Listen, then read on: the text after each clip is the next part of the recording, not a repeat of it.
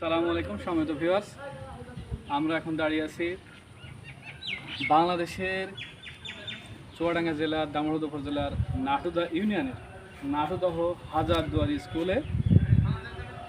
সারা বাংলাদেশের মধ্যে এটি একমাত্র স্কুল যেটি এত বড় বিল্ডিং এবং প্রায় 1000টি দরজা আছে। কতগুলো দরজা সঠিক জানা যায়নি বলে বলা হয় হাজারদুয়ারি। এটি এই অঞ্চলের জমিদার শ্রী নফল চন্দ্র পাল চৌধুরী 1906 সালে তার স্ত্রীর অনুরোধ থেকে নির্মাণ করেন। দেখুন এদিকে আসুন, দেখেন এই প্রত্যেকটা দেয়াল প্রায় 45 ইঞ্চি। এই দেখুন দেয়ালগুলো, এই যে দেয়ালগুলো প্রায় 45 ইঞ্চি। দেয়ালের প্রত্যেকটা জায়গায় শ্রী নফল চন্দ্র, ওই যে দেখা যাচ্ছে স্কুল খোলা থাকলে খুব ভালো হতো, তার নাম খোদাই করা আছে।